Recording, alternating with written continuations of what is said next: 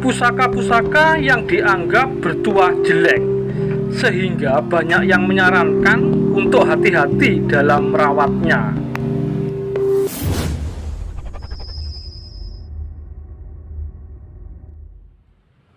Rahayu, Rahayu, Rahayu. Ketemu lagi dengan saya, Teddy Wahyono, di channel tempat mengenal keris dan pusaka Nusantara lainnya dengan akal sehat dan hati terbuka. Nah, kalau di video sebelumnya saya membahas tentang pusaka-pusaka yang bagus ya, yang baik untuk dirawat.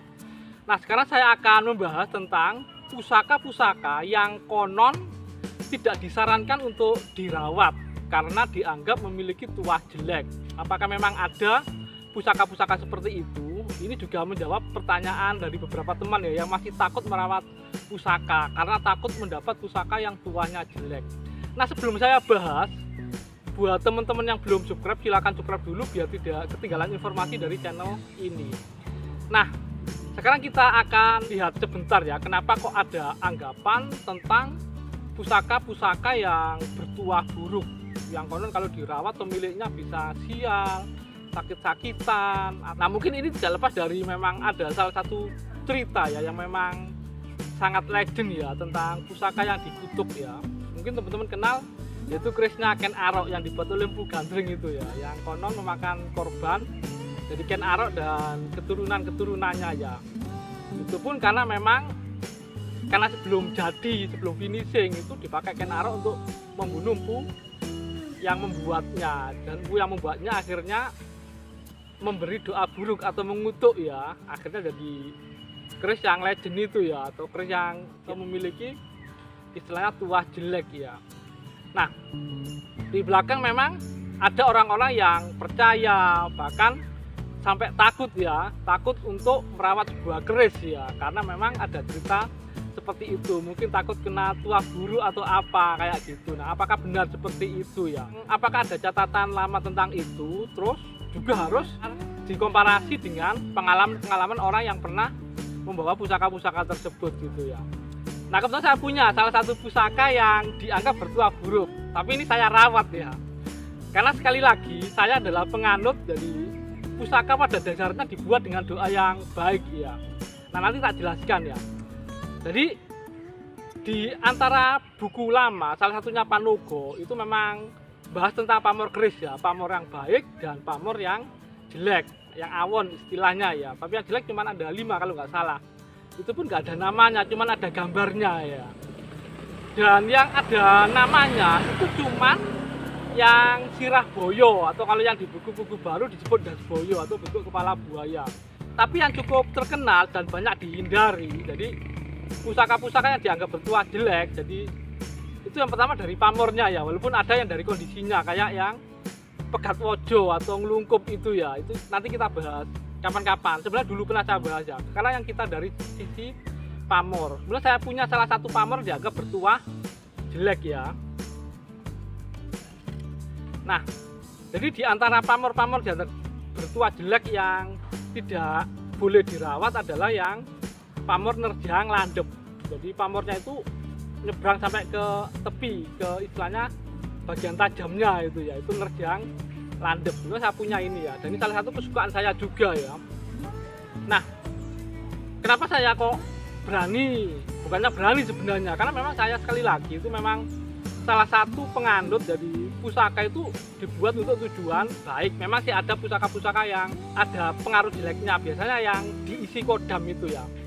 Jadi memang ada pusaka-pusaka seperti itu, tapi setahu saya dari pengalaman saya pribadi, kalau yang dari kayak pamor nerjang landep, terus pegat wojo itu sebenarnya memang kondisinya rusak ya sebenarnya. Jadi baja dan satonnya itu ngelungkup, ngeliwek, ngelepas istilahnya ya. Jadi ya jelek, kalau lama-lama ya pasti tambah parah sebenarnya kalau pegat wojo itu. Tapi kalau untuk pamor kemungkinan ini memang ada kelalaian sedikit, karena kan memang waktu ditempa kan bahan pamor dan besi kan nggak begitu terlihat istilahnya, oh ini alur pamornya sama besinya ketika panas ditempa itu. Jadi taunya pas mau finishing itu ternyata ada bagian yang minggir, jadi nggak nyampe di pucuk seperti itu. Itu sih kalau saya mungkin sedikit gagal aja ya, jadi kurang sempurna. Tapi tetap saya suka ya, karena memang tujuan awalnya pasti ini memang ya sodolanan. Di buku lama itu yang memang Siraboyo itu ya. Kalau yang di buku-buku baru ada yang pamor nerjang landep, terus dandang ngelak kayak gitu ya. Itu dianggap bertuah jelek. Tapi dari pengalaman saya, jadi sebenarnya ini nggak bertuah jelek sih. Tapi saya suka gitu ya. Dan pernah memang untuk yang nerjang landep sendiri sih pernah dibahas ya di pakar-pakar perkerisan ya. Jadi ini di samping saya, jadi memang ada yang bilang itu tuanya jelek, tapi justru ada yang bilang ini adalah salah satu pamor yang banyak dicari, yang nerjang landep seperti ini itu ya. Loh, kenapa dicari? Karena ada yang meyakini bahwa misalnya kalau kita berbuat kesalahan itu istilah bisa lepas lah, lolos lah dari kesalahan itu. Ada yang bilang seperti itu, tapi bukan itu sebenarnya. Saya lebih kalau merawat ini lebih ke suka aja ya, dan pengen melestarikan aja ya daripada dibuang, karena ini memang pada dasarnya sangat bagus ya, sangat bagus. Ini adalah hasil diskusi para pemerhati keris tentang keris nerjang landep ya, atau pamor nerjang landep ya. Jadi pamor nerjang landep bagi orang tertentu diyakini punya tuah yang kurang baik untuk pemiliknya, karena memiliki aura yang membuat pemiliknya sering masuk ke dalam alam sengketa ya, dan misunderstand.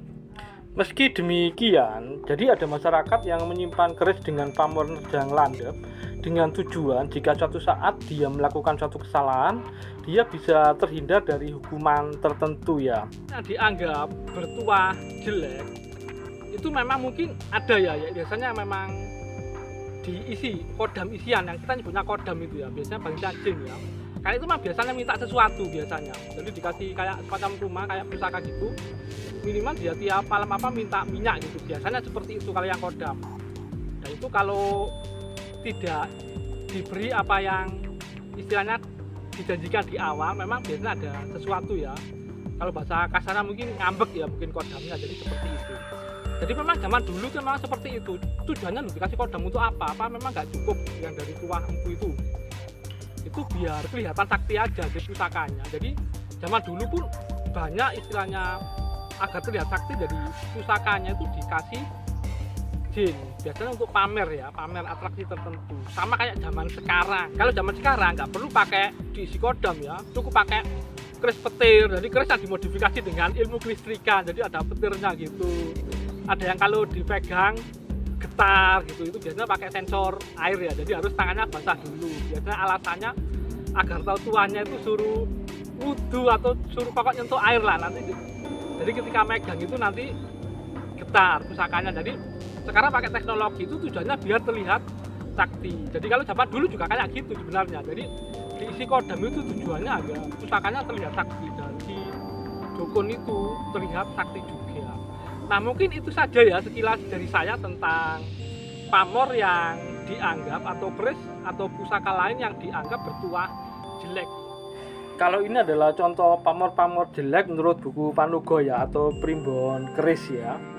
Dan itu cuma gambar-gambarnya aja, dan efeknya biasanya ke sakit atau meninggal pemiliknya kayak gitu ya.